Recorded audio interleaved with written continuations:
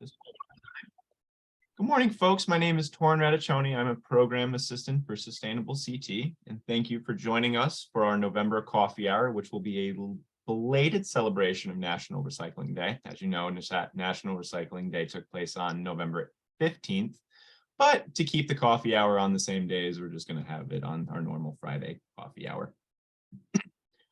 With that being said, I noticed that there are plenty of you on today. I want to get you familiar with some of our Sustainable CT staff. So any staff members on board, please feel free to take yourself off mute and introduce yourself.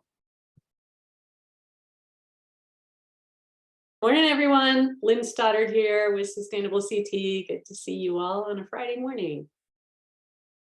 Hi, everybody. Mary Dickerson with Sustainable CT. Welcome. Hi, everyone. Nicole Gilbert with Sustainable CT. Happy Friday.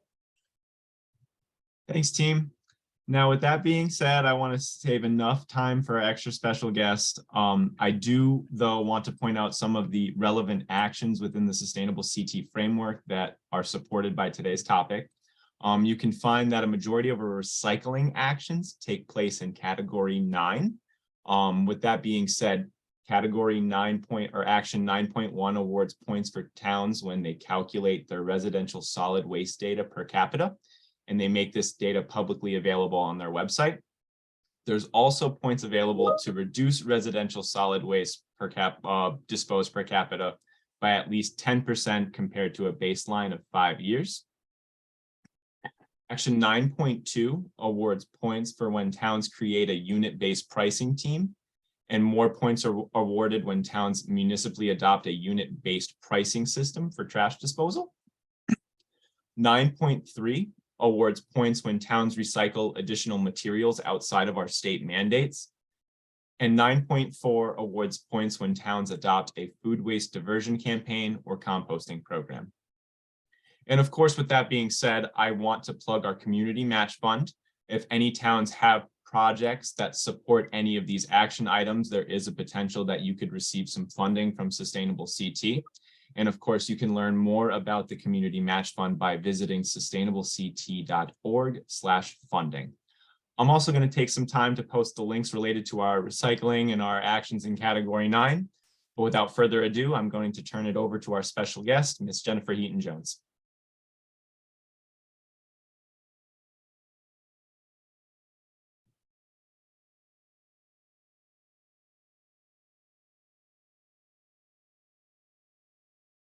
Jennifer, I don't think we can hear you. Yeah, I think you're on mute.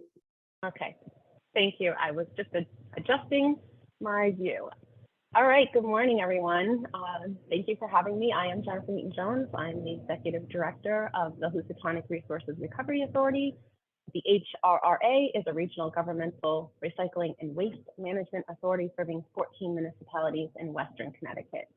We are considered a municipal agency under Connecticut state statute, and the HRA's duties, authority, and operating procedures come from Connecticut General Statute 7273AA, 727300, from concurrent ordinances adopted by all member municipalities, from the authority's bylaws, and from its contractual obligations. We were created in July of 1986 at a time when most municipal landfills in the region were nearing capacity, and the State Department of Environmental Protection, which is what it was called at the time, was not approving permits for new landfills or landfill expansion. I point this out because very similar to what we are facing now in 2022. I hope to address the who, where, why, and what is the problem and challenges we are facing as municipalities when it comes to material management. Most importantly, I really hope I will inspire you to take action. I'm also going to encourage you to sit back and listen and not add too many questions right away into the chat so we don't get distracted, and perhaps you can grab a piece of paper or your e-notebook and write down your thoughts, and then let's discuss it at the end. Okay, there are many solid waste management statutes that fall onto the local towns. Most importantly, we assist our member municipalities in staying in compliance with state solid waste laws. And let's dive right into the waste crisis. It's not just Hartford's mirror plant closure that's bringing concern across the state. Signs of the solid waste crisis began showing in 2021, even within the HRRA region. This image is from our major transfer station located in Danbury, Connecticut in July. And the Bridgeport Waste-to-Energy plant, unexpected outages from their own aging plant backed up solid waste in Danbury and forced our contracted disposal company to ship waste to out-of-state landfills. They were forced to apply for an emergency permit with Connecticut Deep due to the crisis. So if our Danbury transfer station that takes in on an average of 800 tons of waste a day shut down, our 70 local haulers, that's how many haulers we have in our region throughout our 14 municipalities, would be hard pressed to find a place to take waste, which would result in residents in both rural and urban areas not having their waste collected. That's a serious problem. It's important to visually see where our waste is going and not going. We once had 6 waste-to-energy plants in the state, but now we are down to 4. And the scary part is we produce more waste than we have capacity. We produce 3.5 million tons, but only have the capacity for 3 million tons. Where will it go? Likely out of state landfills. So we will rely on other states to manage the waste we create. And the waste stream is a complex system of generators, transporters, transfer stations, processors, and disposal facilities. Our generators range from single-family households, multifamily units, apartment buildings, to complexes and private communities.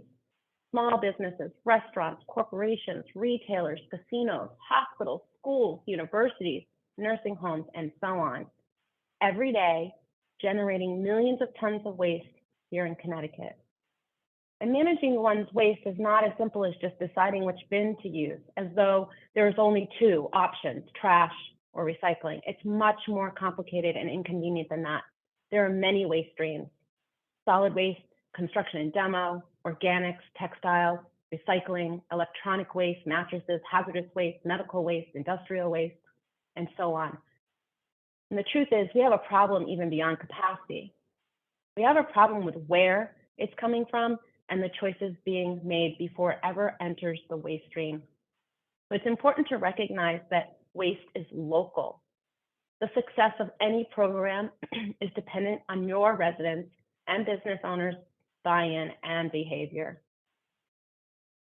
There is only one planet Earth, yet by 2050, the world will be consuming as if there are 3.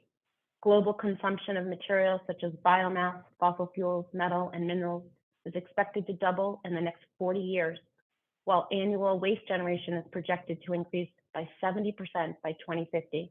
This was published by the European Commission in their Circular Economy Action Plan report. Solid waste management is a universal issue that affects every single person in the world. Think about that for one moment.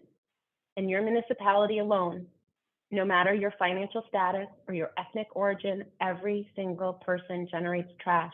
Not every person owns a home or has children or owns animals. They drive a car, use public transportation, but everyone does generate solid waste and it must be managed. And did you know, and I hope you know, that recycling is mandatory in Connecticut? Everyone must recycle. That includes residents who are living in a single or multifamily building, every business, including nonprofits, all public and private agencies and institutions like colleges, hospitals, local and state government agencies. It's the law. Now think about this. No matter which generator you represent, a resident, a business, a school, or your municipality, we put the trash out and we just forget about it. We don't worry where it will go, just when will it go. So we are at a crossroads in Connecticut on how we will achieve a more sustainable system to collect, process, and dispose of our waste into the future. If we are truly going to take a comprehensive approach to solid waste management in Connecticut, we need to look beyond traditional household trash and recycling and face the challenges. Let's start with aging infrastructure. Before local waste is shipped to a waste-to-energy plant, much of it's aggregated at a municipal transfer station. The majority of our local facilities are out of date, dangerous, have poor traffic flow, little or no signage, limited access with only a few days and hours of operation each week, inadequate disposal options, and transfer station operators that are often disengaged or uninterested in improving the system. We have the closure of Mirror's waste-to-energy plant that has ultimately reduced significant capacity to manage the waste generated within the state. The World Bank estimates global waste will grow by 70% by 2050 without action. Driven by rapid urbanization and growing population, global annual waste generation is expected to jump to 3.4 billion tons over the next 30 years, up from 2.1 billion tons in 2016. The fact is, and will remain, everyone makes waste, and it's not going to stop, it's going to grow, and therefore we must address the capacity issue. Another reality, and perhaps can be considered a challenge, is who owns and operates these facilities. Waste is a billion-dollar industry. Small towns and local hauling businesses across Connecticut aren't just trying to solve where the material will go, but who controls it? Large investment firms have purchased and are now operating our waste-to-energy plants. What does that mean for future tip fees? Another challenge is who is managing the system from the ground up? Who is reaching the public to provide education and direction? Across the state, recycling coordinators are more of a title than a position. We have chief elected officials, town clerks, public works directors, and so on, who by default call themselves the town recycling coordinator. Yet they know nothing about solid waste and or recycling. This is a problem and a challenge when it comes to trying to make a difference when we know that it starts with our residents and the choices they make. But due to municipal budget constraints, the position is never filled as an important position within a town or taken seriously. A town would never think of getting rid of their own town clerk or even their public works director. They are deemed important. It's time to make waste and recycling coordinators important and mandatory. We need more Kim O'Rourke's from Middletown. We need dedicated professionals who are knowledgeable and experienced waste and recycling coordinators to help us push for change. Following the importance of recycling coordinators, the reality of what we are facing is not just about what to do with the material, but how we get generators, residents, and businesses to change their behavior, to do the right thing and improve the system. We are not going to reach every resident. We will not change every individual, but I do believe we can reach the majority. Human behavior plays a large role in the success of any of the programs or so-called solutions we implement into the future. I want to mention that single stream was created to generate more recycling. It was supposed to be a solution, but it also created a contamination problem. On average, our recycling stream is comprised of 20% garbage, aka contamination. This reduces the value of the material and it increases the cost of disposal. And the primary factors causing contamination are: 1, simple non-compliance. Some folks are blatantly bad. They just have no intention on recycling and just use their blue bin as a second trash can. There's the believers. Some think virtually everything is recyclable. There's the hopefuls, Lynn, those who think this should be recyclable and they put it in the stream. And then there's route-specific issues. Contamination is seen in some communities due to transient populations and language barriers. So can you guess what this is? This is the result or the byproduct of single stream. It's the glass pile after it has been sorted at the material recovery facility. Glass is a complex issue that I could spend the whole day talking about, so I'll just cover the basics. Glass is infinitely 100% recyclable. It takes less energy to produce a glass bottle from recycled glass than from raw material. And I'm curious to know, you don't have to, we're not going to open up the chat now, but to know, maybe raising your hand virtually if you've ever visited a MRF or a waste-to-energy plant. Because what's the problem? It's the way we collect glass is the problem. Glass should be collected separately. but has become universal that we collect it in our mixed recycling stream. Why? It's convenient, not because of anything else. What happens to the glass that is sent to a material recovery facility? Most often it is sent to landfill, unless your town is willing to invest in the infrastructure to collect glass separate, or haulers are willing and able to collect it separate from the next stream. This is the fate of glass. There is some good news.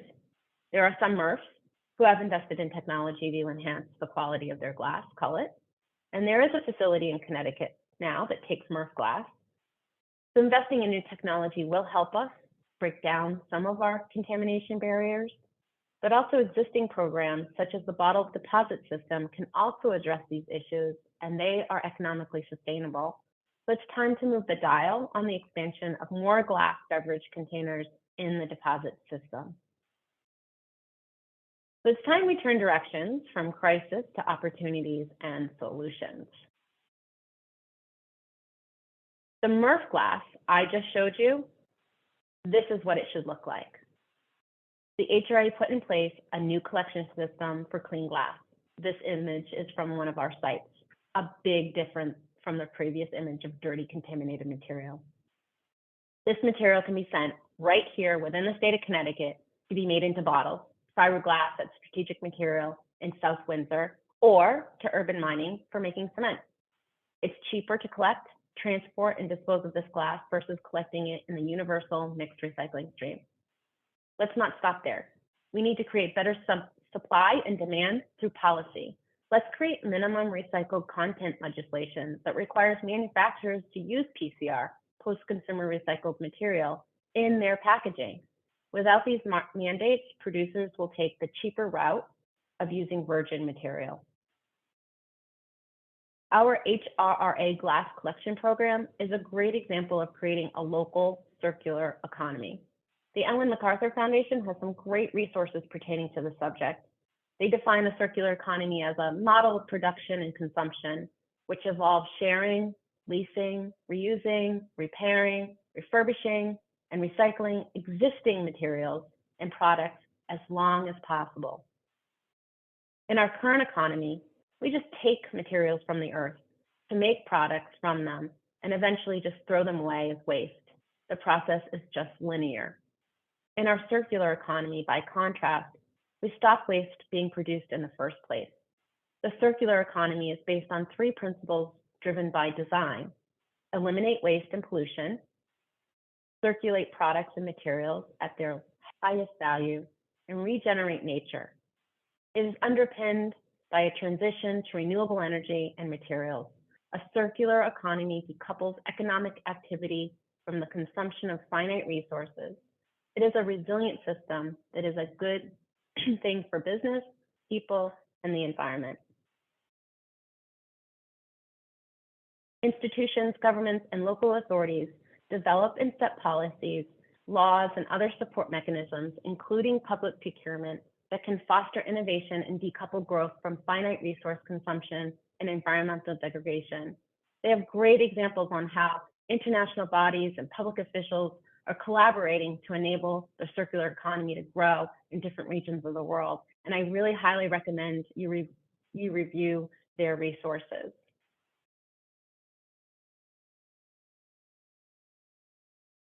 Let's talk about waste reduction and source reduction. Waste reduction is waste that never gets created and doesn't have waste management costs. Source reduction, reducing the amount of materials entering the waste stream from a specific source by redesigning products. Now think about our current goal, to build a solution around waste reduction. What does that mean? It means we need to look beyond waste disposal as just waste to energy or landfilling and consider alternative methods of managing material that includes reuse, repurpose, repair, remanufacturing, recycling, and composting. The items we dispose of are resources. They're not just waste.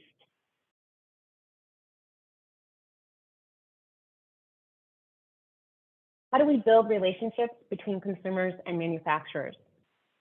We make them share the responsibility of disposal and cost through EPR, extended producer responsibility. We build a more circular economy.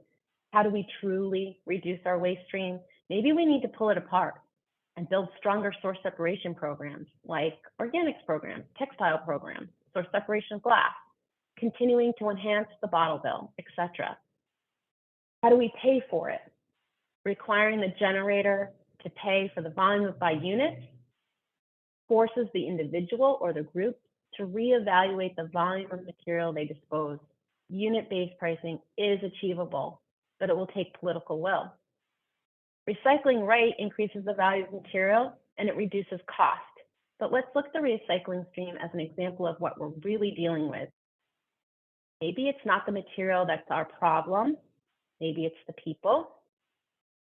Going back to that single stream conversation and close up the MRF glass conversation, when you take an even closer look, you can see the problem.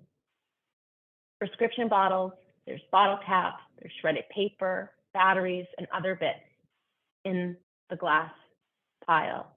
They do not belong in the recycling stream. This is human behavior. This is not just the system, it's the people. Many want to believe everything and anything is recyclable, and yet there are also many people who just don't care. Education will not stop them from putting it in. We need to be innovative. We need innovative technology. We need brand owners to take responsibility. We need municipalities to take a role in public education and outreach. So let's think outside the box, or outside of Connecticut even, and see what others are doing to improve their system. Learn from those who have explored and created new programs. So what is out there for new technology? Let's talk about it. Regarding research and education and taking action. This is the Ansorga, located in West Virginia. It's a mechanical and biological treatment plant. It is not a waste to energy plant. It's essentially a giant dehydrator. This is the bio-oxidation floor, empty. So it's the previous picture, but without any material, where air is pushed through the material to dehydrate it. I have a video to show you. If I can get it to work.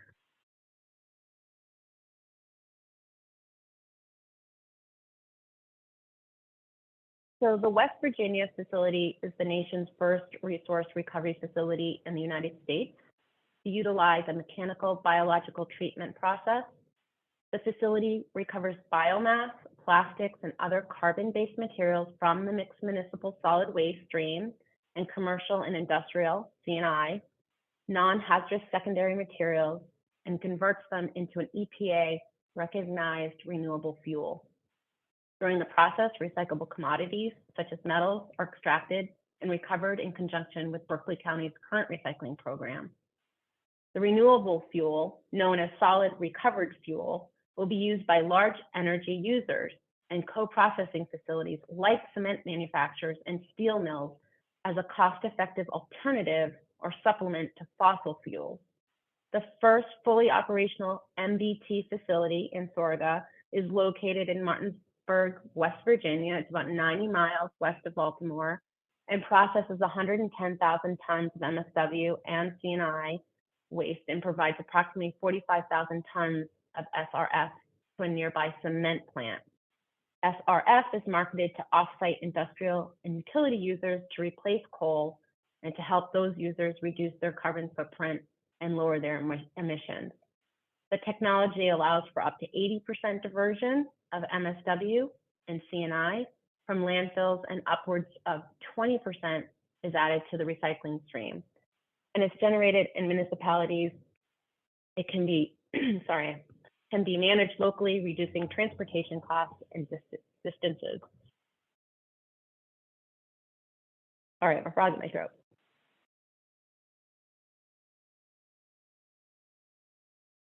So the West Virginia facility is the nation's first resource recovery facility in the United States.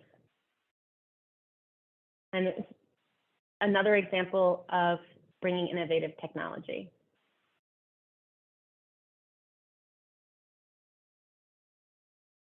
So what about municipalities taking back control of the direction of solid waste? We may not be able to implement flow control, but we can create local collection systems through franchising or contracting solid waste with one or more private haulers, and then requiring them to dispose of the material at a destination to ensure tonnage and proper disposal. This does not require a municipality to add the service to their taxes. It is simply the municipalities issuing an RFP for services for the town, contracting the rates, and facilitating the disposal. The private haulers still bill directly to the homeowner. And let's talk about addressing food waste in the waste stream. With food waste comprising of 20 to 30% of the waste stream, removing food waste is a low-lying fruit. There are many options to help us divert and manage food waste. We have Quantum Biopower AD facility in Southington. And beyond AD facilities, we have local small businesses that are serving large and small food waste generators, such as New England Compost in Danbury, Connecticut. They're an outdoor windrow composting facility providing organic certified compost and mulch to local landscaping and agricultural businesses across the region. And the HRA started the first municipal curbside collection of its kind in 2013, and from there has developed municipal drop-off programs that have been mimicked across the state and into New York. We have taken the municipal drop-off program to the next level with on-site composting with our leaf pile. We received a USDA grant in 2021 to construct a solar-powered ASP, aerated static pile system. And the system will demonstrate the municipalities can create a closed-loop sustainable composting system to manage food waste locally, reducing the carbon footprint of off-site disposal and contributing to the waste diversion goals of the state. This project will increase access to compost for residential, community garden groups, and local farmers without relying on synthetic fertilizers, and empower municipalities to use readily available compost for stormwater management and soil erosion. What's also important to consider is that as great as these organic collection programs and processing opportunities are, there can only be as successful as successful as we convince the generators, the homeowners, the small and the large businesses. To convince them to source separate their organics, we need to consider stronger legislation and source separation mandates. The Global Citizen recently published an article that stated in 2019, municipal solid waste was the third largest source of human-caused methane emissions in the US, accounting for 15% of such emissions in the country. According to the US Environmental Protection Agency, around the world, MSW contributes 11% of total methane emissions. A lot of that has to do with food waste, which releases 8% of global greenhouse emissions. Globally, 1/3 of all food produced ends up in the trash. We can change that. And now let's going back to the HRA organization and creation. Studies undertaken by HAVCO, which was the Housatonic Valley Chamber of Elected Officials, showed that area municipalities would benefit by working together to solve the regional solid waste disposal problems. Those findings were published in HAVCO's Planning Bulletin number 39 back in October 1985, implementing resource recovery. State funding for those detailed solid waste disposal studies on which to base informed decisions was available only to regional resource recovery authorities at the time. And the municipalities were under a state mandate requiring that each municipality would make provisions for the disposal of solid waste generated within its borders. These reasons provided for the impetus for formation of the HRA in order to provide a long-range solid waste management solution for the Housatonic region. The HRA is funded entirely by user fees, a program fee for each ton of MSW tipped at an HRA-sponsored transfer station, by an administrative fee for each ton of recycling tipped at Oak Ridge Transfer Station in Danbury, by a set program fee for recycling, by hauler registration and permit fees, and by grants. Municipalities do not subsidize the authority's operation with annual appropriations of tax dollars. That's important to know. We can do this without tax dollars. Bottom line, it was formed out of the need to find a solution for solid waste management in the state when the landfills were closing nearly 40 years ago. Today is not much different. The waste to energy plants aging, the Hartford plant closing, the growing volume of material. It's time for municipalities to continue to band together. If you, a municipality, is not part of an RRA, they should consider joining one, consider forming one, or at least an interlocal agreement. Join forces for collaborative projects for source separation, such as glass and textiles and composting. Share resources for public education and outreach for consistent and reliable outcomes. Leverage your tonnage to secure long-term disposal contracts for both municipal solid waste and recycling. So let's not work in silos. Consider joining the CCSMM. There's a lot to learn from history. We can't just talk about the issues and the challenges. We have to take action, which really hasn't been done until now. There was the Gina McCarthy State Solid Waste Plan in 2006, and then the Governor's Working Group in 2011, the State Comprehensive Material Management Strategy in 2016, and now we have the Connecticut Coalition of Sustainable Material Management, CCSMM. What's the difference? We have municipalities learning from each other, working with each other, and we finally have funding again coming from the state to take action. No matter the end markets or the final destination for material, it starts with the people willing to do the right thing. It's a cultural change. It's a shift in behavior and attitude. What motivates people ultimately is their wallets. If it costs too much, they reject the change. If it doesn't cost anything, they take advantage. At the municipal level, the first question when proposing a new idea or program is, what is it going to cost? Not, what's the environmental impact? As we navigate our way through these crossroads, we need strong municipal leadership. We need to build partnerships that allow programs to be economically sustainable while being environmentally conscious.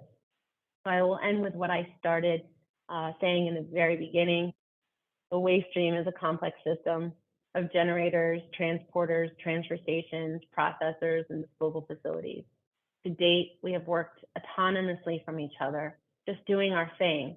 It's time to dive deep into the problem and understand the real issues facing us. It won't be easy and it won't be free, but doing nothing isn't an option.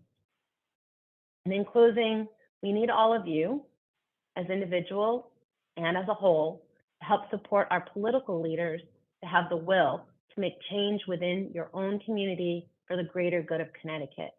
So please consider stepping into a leadership role and or join the CCSMM working group, the Connecticut Recyclers Coalition, the Connecticut Product Stewardship Council that I chair, not to just address the waste crisis in Connecticut, but to take action, think outside the box, and make a change. My contact information, and I'm going to stop sharing. I'll give everyone a second if you want to take my info down, and I'm sure Torin will also share my info. Yes, a copy of this presentation and a recording will definitely be going out in the hours following this coffee hour. Thank you, Jennifer. This has been an amazing presentation. I remember hearing it once at a previous conference, and having it, for our sustainability teams is an awesome opportunity. I want to mute my mic again. We have about 34 people on this webinar today. I really, any questions for Jen or anything that you would like to share about your municipalities, recycling opportunities or challenges, please feel free to take yourself off mute or put questions in the chat.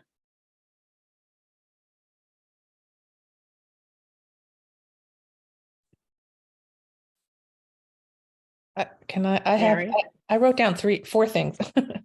One is, so I work with our tree warden, and a few years ago they upgraded the requirements for a tree warden, and it just strikes me that for the recycling coordinator, it would seem that we need to have something similar, where there's some sort of requirement to have, some certification or some other thing, but also, that there's something to be done, and that was done legislatively. So that's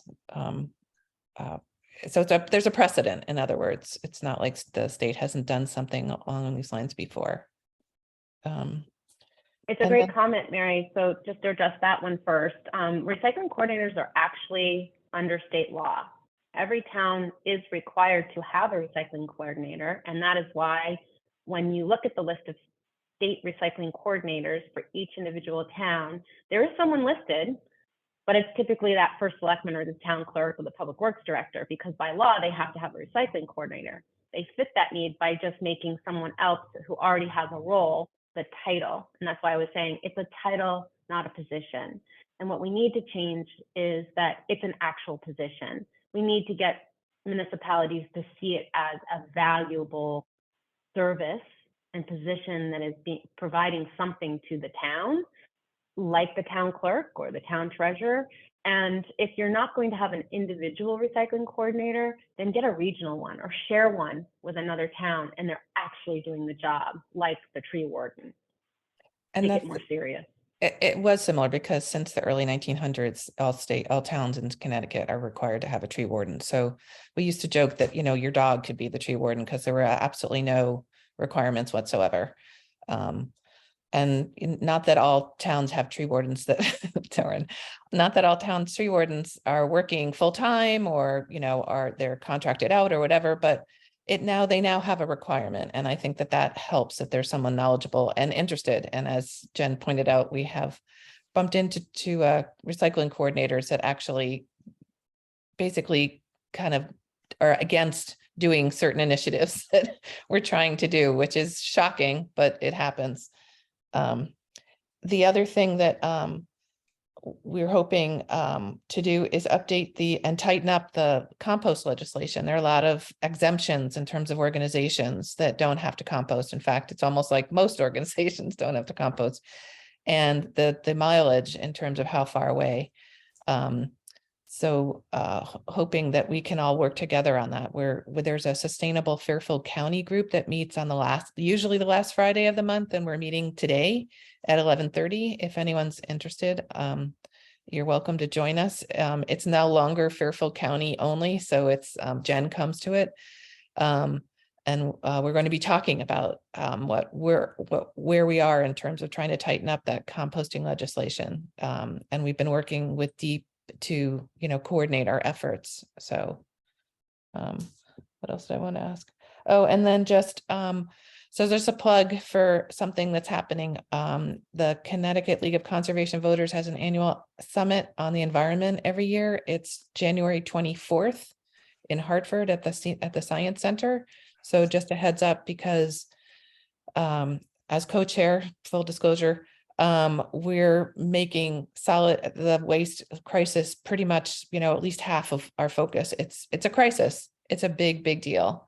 And the idea that, you know, it's going to cost a little more now, it's going to cost a way more later. And we need to have a longer term view, and we really need to get people, it's like a bonding thing, you know, and we are going to have to bond for something.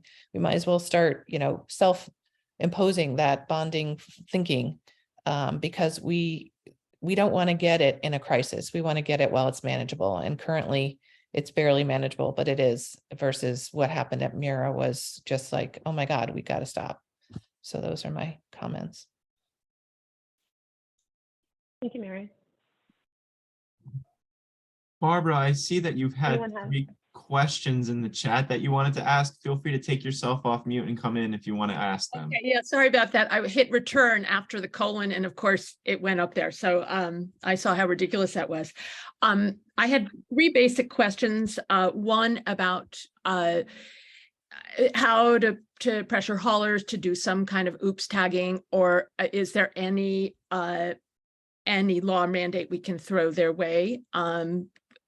Our transfer station manager has a good relationship with our haulers, but it would be nice to be able to, you know, put some teeth in that, just so we can address the bad behavior and bad habits that Jen spoke about.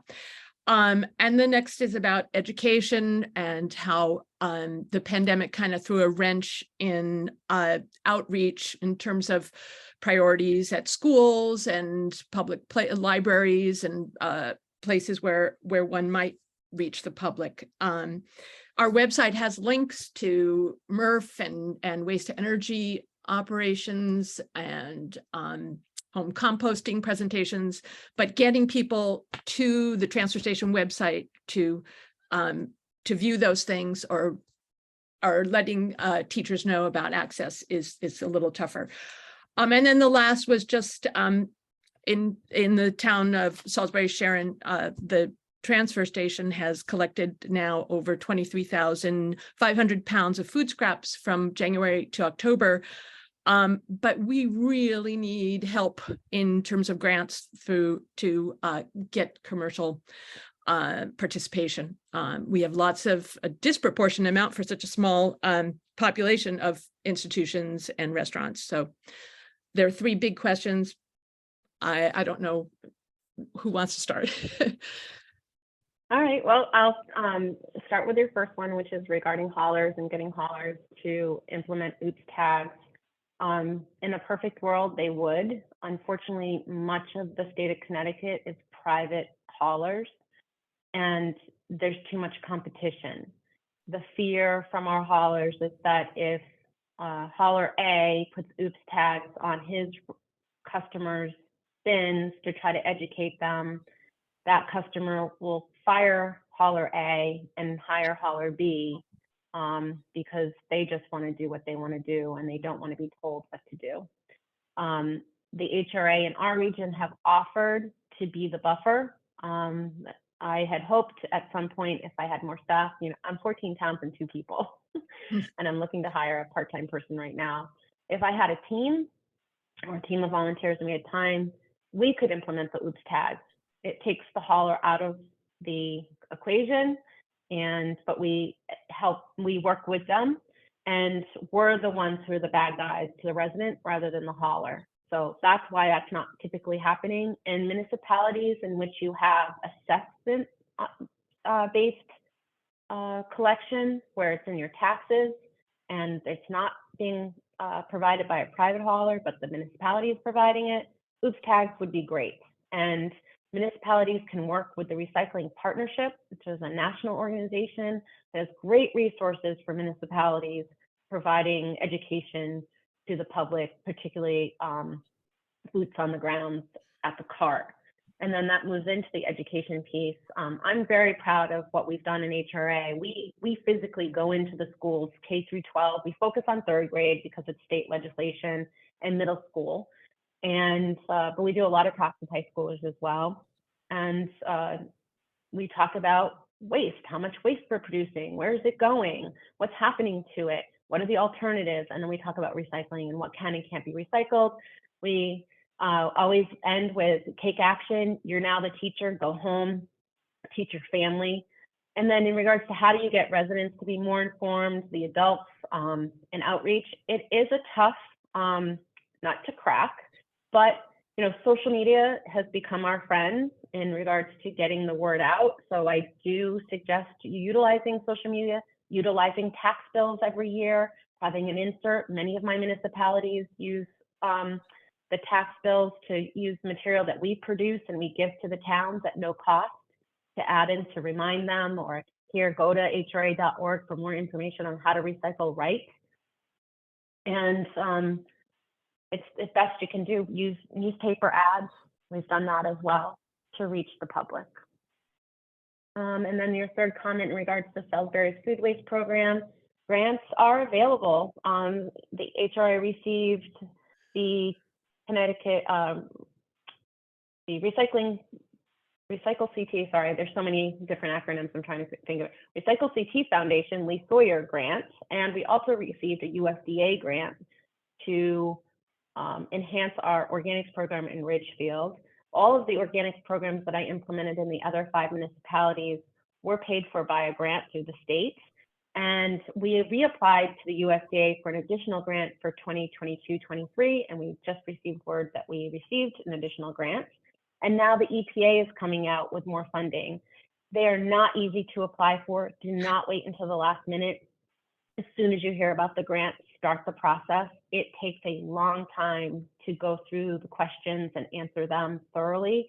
And many times those questions are multi-part questions, and you really have to read the full question and make sure you're answering it completely fully to be accepted in the grant process. A lot of people kind of skim through it. So that's my feedback in regards to the grant. Thank you. I think because we're small and rural, we're not a high impact area. So, I mean, we did apply for the Lee Sawyer grant. So you know, we haven't been sitting idly by, but it's still disappointing. And maybe it's collaborating with some other towns and working together for a grant. Most of those grants want to see high impact. So if you are a small rural community, it's a little harder. That's the advantage of being part of a region. So as a region, I'm applying on behalf of my small rural communities, showing that although individually they're small, collaboratively through the region, they're larger and it has a larger impact. That's what they're looking for. Thank you. Anyone else have another question? Well, I just wanted to add that there's the alcohol mini funds, if you want to talk about that, because we do that, we use that for our funding. Yep, I think we've done. Yes. So, yeah. Go ahead, Barbara. Is that, do you mean the NIPS? Yeah, I think, Miniatures. we do that, but it's not that much. Right. That's what I was going to say. Unfortunately, with small rural communities, they might have one liquor store and they get a check for $700. Unlike maybe like the city of Danbury is getting a check every 6 months for $90,000. Correct. It's harder to be impactful with that funding when you're a small community. Or you could be a town of Bridgewater, Connecticut that doesn't have any funding, but they have a lot of nips on their roads because they don't have a liquor store.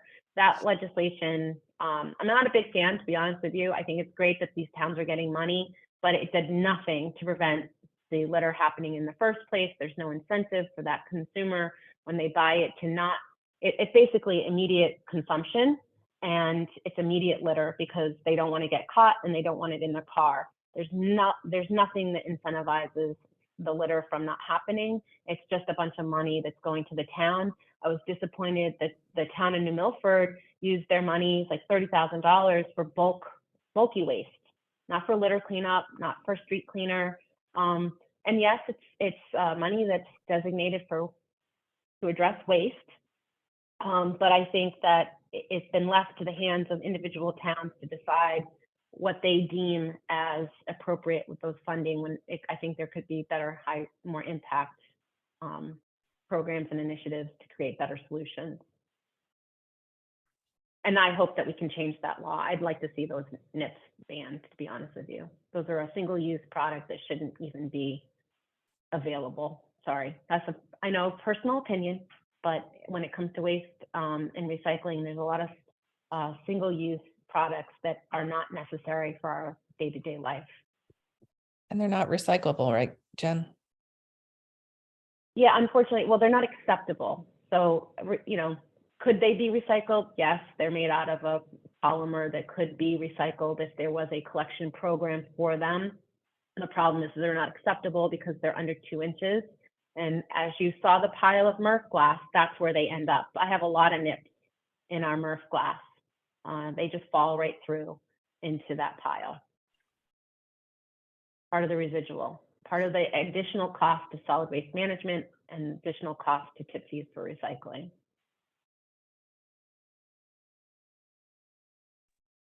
Anyone else have a question regarding solid waste and recycling? What's happening in the state? Dawn? Hi, Jen. You know, I'm in Westport. We have a very successful glass recycling program, fairly new at our transfer station, which, you know, because we have private haulers, a lot of people never ever go to the transfer station. So they think glass goes in there. They think the haulers are separating the glass out of the blue bin, which is just, you know, hard for me to imagine that people can think that that's the case. But do you have any thoughts on how to motivate people to go to the transfer station when they're otherwise using private haulers and for such a cost-effective, pure recycling opportunity? This is a great question. So I'm very excited to see the other towns across the state for separating their glass. They worked really hard for that legislation back in 2017 and worked really hard to implement this program to see that glass is being recycled. And I have found that telling them what actually happens to the glass, I've had residents say, I'm not doing this. And my response is, that's your choice. It's a voluntary program, but when you put your glass bottle in your mixed recycling stream, you're knowingly putting it in there that it's going 500 miles out of the state of Connecticut to a landfill. And if you're okay with putting your bottle in the mixed stream and having it go to a landfill, that's on you, but you have another choice. You can bring it to the transfer station and you can ensure that it's going to be recycled right here in the state of Connecticut. What we've done is we've put other satellite locations, and that's been very helpful. Yep. And I will tell you that my satellite locations are the cleanest, not my transfer stations. The cleanest material is where it's the only thing people are bringing to. I find the contamination from our recycling centers tends to come from, sorry, I'm in a meeting. The contamination at our transfer stations tends to come from residents who are bringing other material, and so something else maybe accidentally gets put into the recycling bin for glass, where at our satellite locations, the only thing they're bringing is glass, so it's not getting mixed with anything. And I'm really proud of what we've done in HRA to divert thousands of tons of glass from landfill. So I recommend satellite locations and education about what's actually happening to the glass. Make it put it on their conscience. Mm-hmm. Lauren, I don't know if you need time at the end, and I apologize. I have a cold, so I'm like, so sorry. I do actually have a few questions that came through the chat, Jen, that I wanted to just pay some notice to. Rosalind asked if if there are any towns off the top of your head that have separately collected food scraps or have data on food scraps recycling, how much they have saved from their waste tipping fields in respective, and the cost to manage food waste. Okay, so in cost savings and cost for the program. All right, so I can at least speak for the HRA. We have 5 municipalities that have drop-off programs, soon to have 7 municipalities. And there are other towns, and I'll name the ones in HRA: is Bridgewater, Newtown, Reading, Ridgefield, and New Fairfield. The other towns, I'm sorry, I can't, and I know maybe some of you already have some of those programs. There's a program in Scarsdale. They worked with HRA way back in, gosh, I think maybe 15. It was about 2014 and 15, and we helped them as well get started. There isn't a cost savings. So I think there's a lot of misunderstanding around composting and food scrap collection at our transfer stations. To some degree, theoretically, it can save money on the cost per ton on tipping. So instead of paying $105 a ton in the MSW stream, you might be paying $50 a ton. The problem is you also have an additional pull fee. So instead of it going in one truck altogether and one pull fee, now you're paying a separate transportation for the food waste. And that's where you begin to start to lose some of the savings. So you have, if the more you collect though, and you can tend to have more in volume to cost to save. The program, the cost, I mean, I'm happy to share my data with anyone who's interested. It really depends how you're collecting it, how often your transfer station is open. Are you open 2 days a week? Are you open 6 days a week? How many people are participating? All those costs are related to participation. But I will say that the program that we have in Ridgefield that we've implemented, which is on-site composting, has completely changed the whole cost 360 degrees. We no longer have tip fees. We no longer have transportation costs. We built the solar-powered ASP system. The residents are dropping off their food waste at the transfer station. The transfer station operator is bringing it over to the leaf pile. Because we have the grant, we're working with Jeff Demers from New England Compost in Danbury. He is helping train Public Works on how to implement the carbon with the nitrogen, the right mix, the right moisture, getting the temperature right, sitting on those pipes for 30 days, making compost and giving it back to the community. The only added cost is the startup, and we already have the Public Works employees on staff, And it doesn't take a lot of time because it just sits there. You're not having to manually rotate the piles. Once you create a pile, it sits for 30 days. So that's a game changer regarding costs for municipalities, looking at on-site composting as a better solution than collecting it, transporting it, and then paying for disposal and bringing the compost back to your community later to give away. And I'll let you call in, folks, and I'm not sure what time we're ending. We've got a few questions in the chat. In this order, Roz, Renee, and then Gately and Brian have their hands up. So maybe just let people ask those questions really quickly. Yep, and we're gonna wrap up. It ends at 11, but we're gonna kind of take those questions and see where we go. Sorry, can I just clarify my question? This is Rosalind Reeps. We're a new sustainable CT town, so this is great information for us. We really appreciate it. I'm with Killingworth. I just wanted to make it really simple for folks in the town to understand, and I just wanted the data purely of what you save when you take food scraps and other organic waste out of the waste stream with your tipping fee. I know you said that it comprises 20 to 30% of the waste. Is it just as simple as taking that percentage out? I know that food scraps are usually heavier.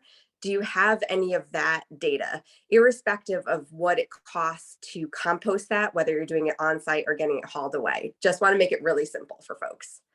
Thanks.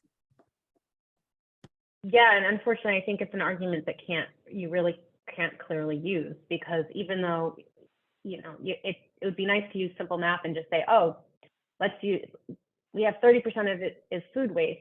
Let's multiply 30 tons. Let's say out of 100 tons, 30 tons is food waste multiplied by a $40 tip fee for composting versus $105 for MSW. Oh, there's our savings.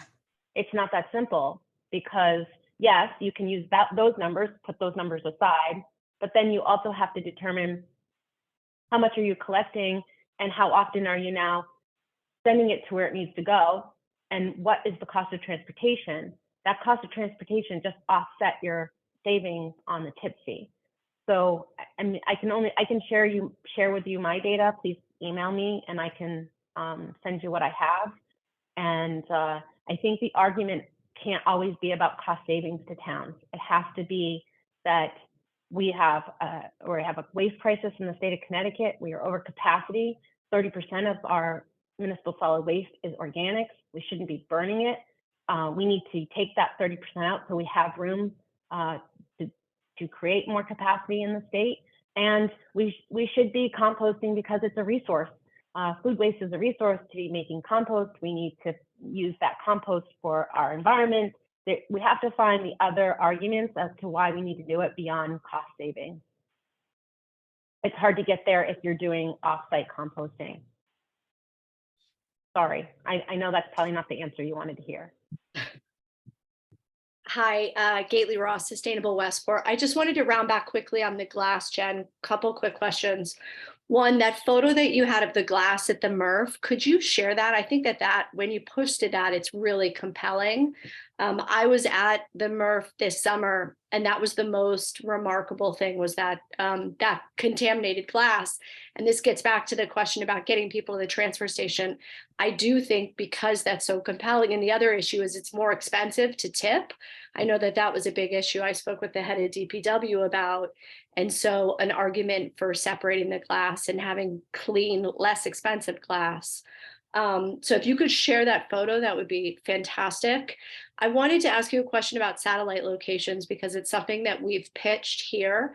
And the response that we received, that there are some issues with Connecticut Deep about not permitting satellite locations. So can you comment to that? But one, there might be a nuance to that. I don't know if it's real or not, is that my understanding is because Westport's still technically a pilot program, maybe that's why there's an issue with not being able to set up satellite locations. But to your point, I think unequivocally, that's where we will have greater success, because the transfer station is a big limitation for us.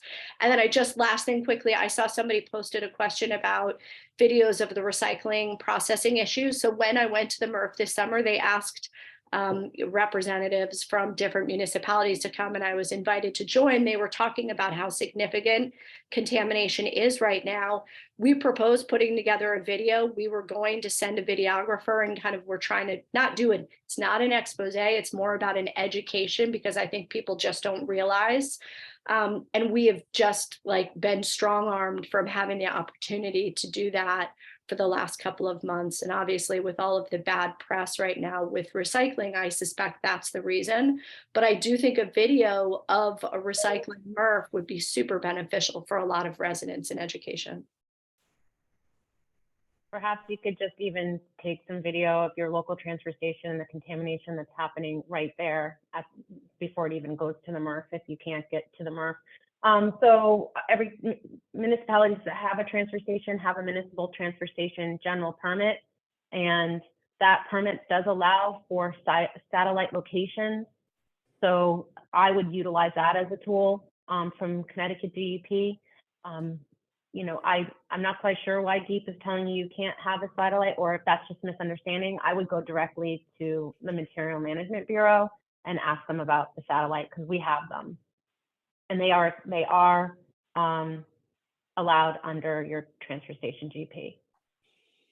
And I will share the picture. I will tell you, we do transfer station visits where we set up a table, we interact face-to-face with our residents, and we have large 36 by 42 cardboard images.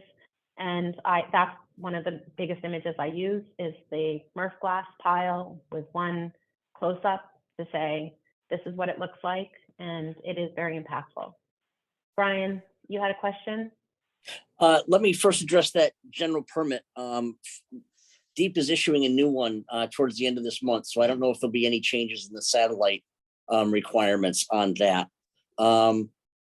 Basically, Connecticut needs to be more responsible and more self-sufficient, whether that be with recycling or with garbage, or C&D for that matter. I was on the governor's 2012 working group. A lot of the stuff that was suggested in that never ended up going very far. One of the biggest things that was said was you have to maintain and improve the infrastructure. And as Jen talked about, Bridgeport breaking down, and certainly where we used to go to Mira in Hartford, breaking down.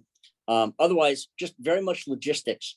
The food scraps that we're collecting, it's 6 or 7 times more expensive to get rid of them as food scraps, because we're all the way up in the northwest corner of the state, and the material's being trucked all the way down to New Milford. So just the being able to truck it, it's costing money. But logistics with garbage, recycling, any of it. Infrastructure, you've got the rural versus urban and suburban things. So much of the curbside stuff doesn't happen in Salisbury and Sharon. Many people use our new transfer station, which is kind of my screen background there. Nice. Yeah. Of course, all the towns were very much sold into the single stream recycling, whereas we used to do commingled containers and fiber. Very much when the markets were very good, it kind of everybody said, just keep throwing it in, we'll sort it out, we'll take care of whatever. Now that the markets are currently right now bad for the recycled product to sell back into the market, now people are getting hit with higher costs to process that single stream recycling.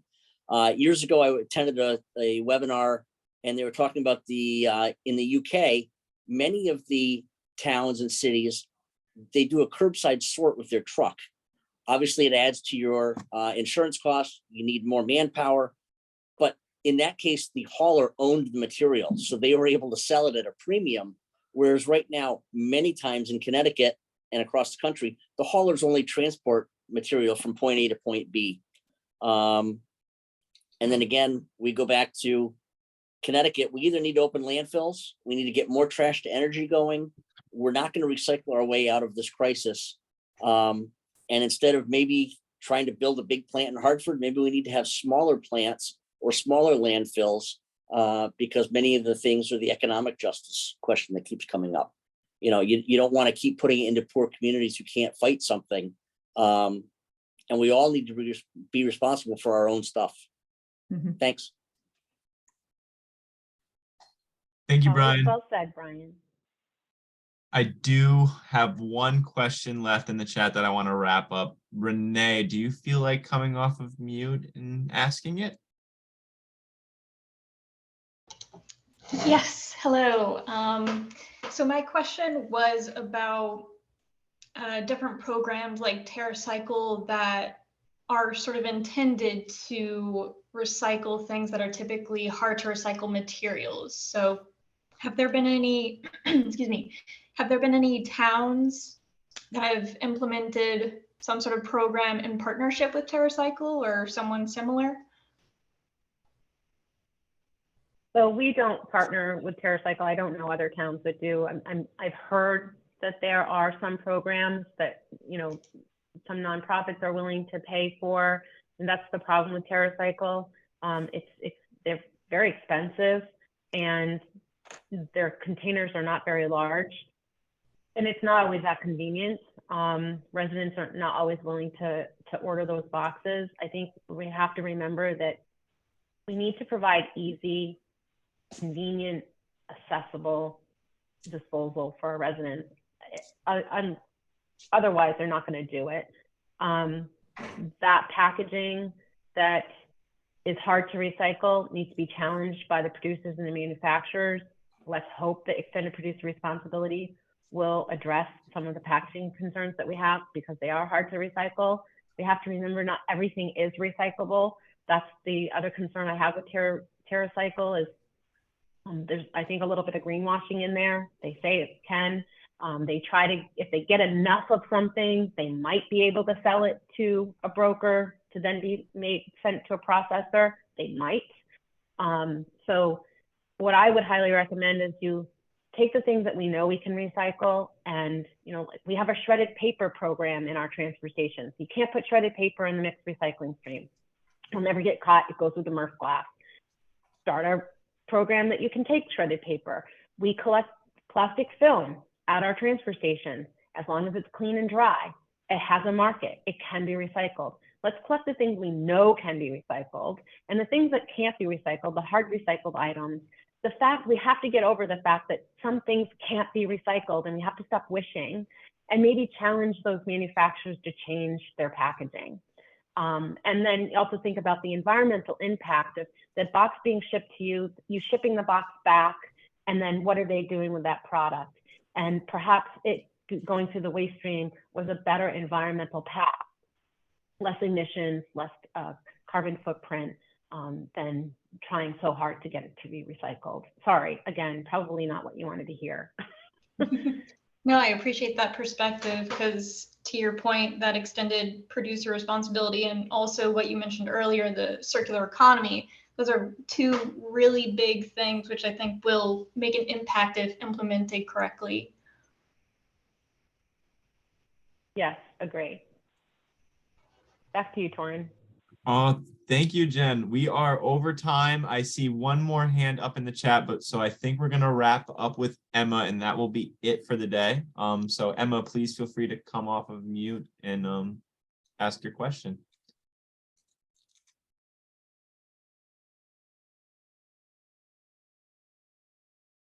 Emma.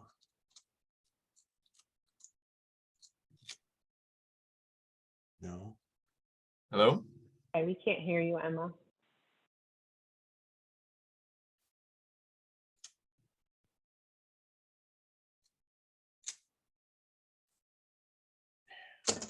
I'm sorry, Emma, we can't hear you. So Torin, I'll let you wrap up. Well, Emma, it's unfortunate. Emma, if you're able to just type this into chat real quick, we can try and answer it now. If not, I highly recommend either reaching out to Jen via her email or to the info@sustainablect.org email, and we can connect you that way.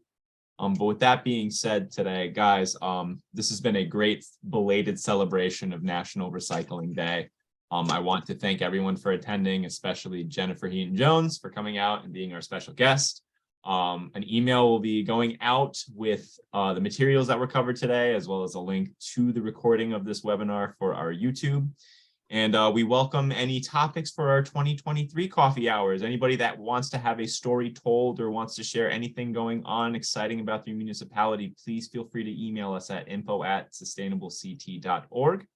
And I think we'll be seeing you in December for our next coffee hour, which will be Friday, December 16th. So until then, folks, keep going strong, and we will see you all to connect for coffee in December. Take care. Thanks, Tori. Thanks so much, Jen. That was fantastic.